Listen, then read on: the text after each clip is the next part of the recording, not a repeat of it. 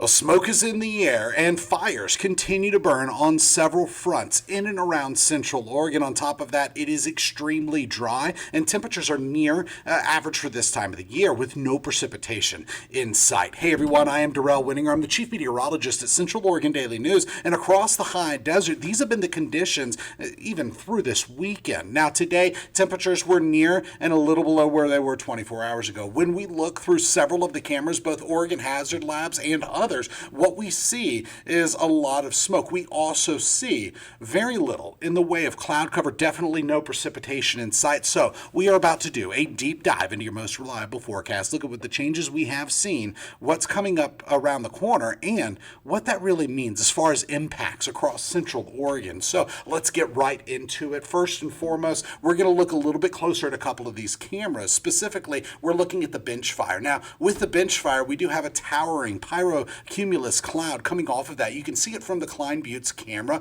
looking out towards the northeast. And in a second, I'll have a time lapse for the last hour on that one for you. But also, the Lake Billy Chinook camera doesn't always see a lot of fire action because this is a static camera, not one of the AI fire detection cameras. But it's been showing that those flames and the smoke plumes have been coming down that slope right to the northern edge of Lake Billy Chinook through the afternoon and evening. And right now, there's just quite a bit of smoke, but through the smoke, you can see the charred terrain just on the north edge of Lake Billy Chinook. And here, through the last couple of hours, I've actually put together this time lapse for you. This one was taken from the Klein Buttes camera, looking to that should say the northwest. I will have that fixed before the next show. But when we look out in that direction, we can just see that pyrocumulus cloud continuing to bellow just over the Warm Springs Reservation. Now, another video for you. This one is from near Prineville. I went out there to visit a friend for lunch earlier today, and from the overlook, you can actually see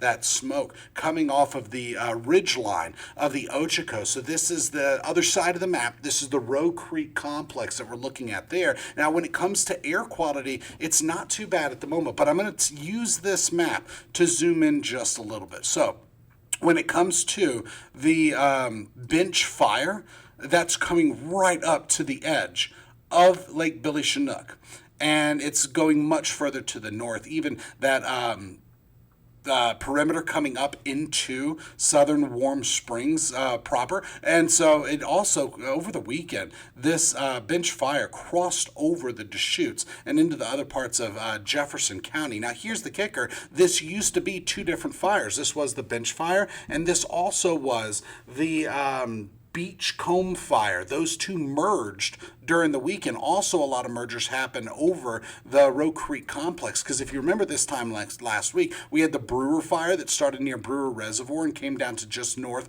of Prineville. And then we also had the Green Mountain fire that started late last week and was burning to the north. And then a little further over, we had the Box Springs fire. And further over into Wheeler County, that's where we had the Roe Creek complex, which is already a complex made of, I think it was 6 or 7 different fires. Add in the ones over Central Oregon with Crook and Jefferson County, and this fire is already the size of almost 10 fires. So it's just incredibly large and burning hot in several spots. Now, when it comes to air quality, our hourly average has been good to moderate with times of unhealthy air quality and unhealthy for sensitive groups, but real-time sensors are showing a different thing. In fact, let me go ahead and back up. We'll come back to winds. We'll look at this again in just a little bit, just focusing on air quality, coming all the way down into even Christmas Valley. We just have good to moderate on that hourly average, and most of the reduced air quality is ranging from John Day all the way back to Prineville, closer to us. Now, what we are seeing is that a lot of the smoke that's coming off of the bench fire,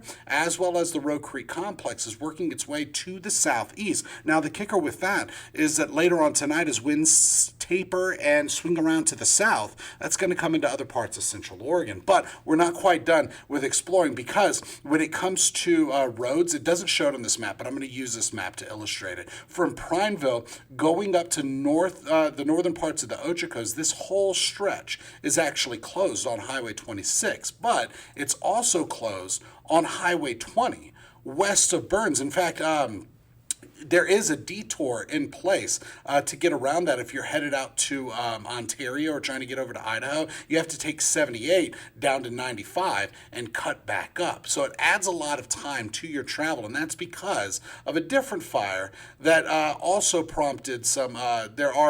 There are a whole lot of evacuation zones in this part of Central Oregon, going from Burns going all the way over. But for the most part, we have two different road closures on major highways. That is Highway 26 and it's even Highway 20. Now, when it comes to wind gusts right now, it's not too bad. Gusts are up to 20 to 25 miles per hour.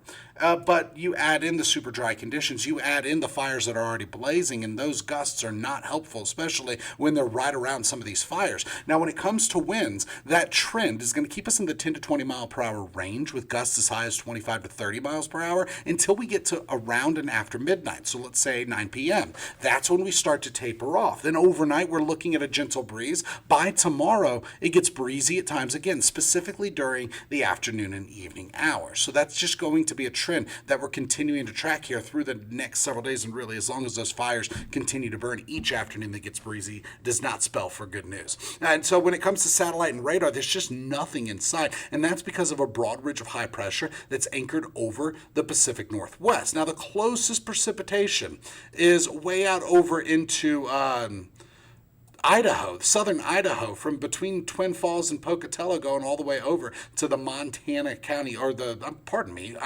Montana's north, the Wyoming line. So the Wyoming state line, Wyoming, Idaho. So that's the closest precipitation that's anywhere near us. And that's going the other way. So we're steady under this broad ridge of high pressure. That's going to stay in place. And when we look at the bigger picture, there's not much to talk about. Now, over the Pacific Ocean, there are a couple different systems that we're tracking. Number one, there's a low over BC, another low over the Gulf of Alaska. Each one of these has cold fronts, but each one is working its way right into Canada, fizzling out before it even gets close to the Pacific Northwest and going right around us when it comes to precipitation. So there's no relief. There's no rain in sight. And we are firmly under the influence of a broad ridge of high pressure that is an extension of the Pacific High that comes right up the coastline, and it's just anchored over the Pacific coastline. And that is what's keeping us super dry. That's what's keeping us pretty warm, but not hot as well. And so one thing that we're going to notice with this forecast model, this is the high resolution one. And what I did was I specifically put the visibility product in here. And that's because we're not looking at much in the way of cloud cover, but smoke from area wildfires is going to show up in this, and it's going to be mostly when it's pretty breezy, and then when winds taper off, it's not as bad. But through the early morning hours Wednesday, we could be looking at times of just poor air quality because of that smoke settling in. And then by the time we get to Wednesday, wind speeds pick back up, some of that smoke is going to be visible. But when it comes to cloud cover, there's not much until Thursday, and that's not going to bring any precipitation towards us at all. It's just a very dry system rolling through the region, and it's going to bring stronger winds, it's going to bring more clouds, but nada when it comes to any rain at all. So let's talk about current conditions, because when it comes to relative humidity, we are very dry. Not critically dry, but look at that, 20s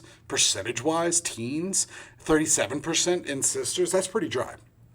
When it comes to high temperatures in the last 24 hours, mostly 80s, a few 90s out there, but these are close to average for this time of the year, and temperatures not too far from where we topped out yesterday, or where we were sitting yesterday. So at the moment, we have mostly 80s with some 70s on the map, but look at this. Tonight, we're back through the 50s, into the 40s briefly, and then back into the 80s tomorrow. So we're keeping it close to average for this time of the year, not just through Wednesday, but all the way through the rest of this work week. Going into Friday, we get a bump in temperatures, and I'll show you that in a second. But when it comes to UV intensity, it's going to be very high. So if you're headed out to the fairgrounds for the Deschutes County Fair and Rodeo, make sure you're using plenty of sunscreen. Also, I think there are some fairs happening in a couple other counties, such as I think Crook County might have one that 4-H is competing at, but also keep in mind that smoke, not just the UV index out there. And it's not going to take much for some of this smoke to impact other parts of Central Oregon. So use plenty of sunscreen. keep an eye out on smoke conditions and air quality conditions, and know your limits. Drink plenty of water. Stay hydrated out there. But when it comes to precipitation, not much at all is expected anywhere near us. Now, temperatures peak on that heating trend, that gradual heating trend by Friday with lower to mid 90s, and then we're back down into the lower to mid 80s by this weekend. Also, Saturday, it's just going to be pretty gusty. Now, when it comes to your forecast model, this is one I typically show on air every night. It doesn't show much. It shows some clouds, some smoke in the area, but each day brings some afternoon winds. Each day has some clouds rolling through, and each day stays extremely dry. Even with Saturday's system, what little moisture there is, this is mostly going to be a moisture-starved system, but what little moisture there is gets absorbed by the Cascade. So let's look at the GFS. This is the long-range forecast model. Not as high of resolution, but it does go out a lot further, so we kind of use both of them to help tell what's going on. So here's Saturday. The mountains absorb that moisture. Then we're back to sunshine Sunday, Monday, Tuesday. And so we're looking at a whole lot of sunshine. And I say that loosely because if smoke is in the air, obviously it's not just like crystal clear blue sunny skies. But when I say sunshine, I'm talking about not much in the way of cloud cover.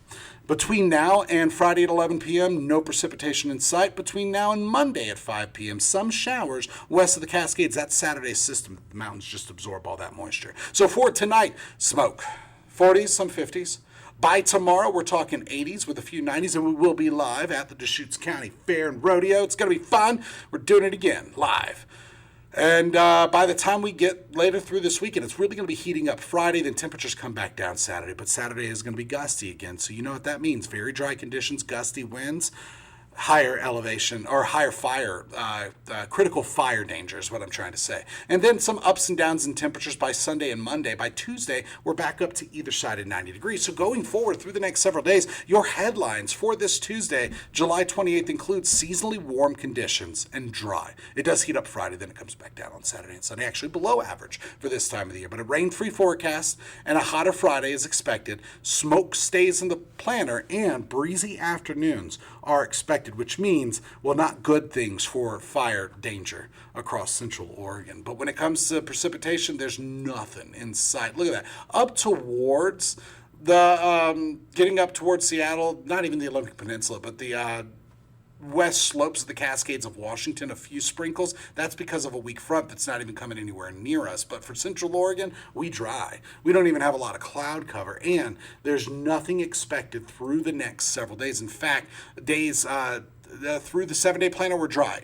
The next 7 days after that, we're abnormally dry again, and temperatures are going to be above average for this time of the year. So that is the latest in weather. Join us tonight on Central Oregon Daily News. We'll have the latest headlines and your most reliable forecast. We'll see you then.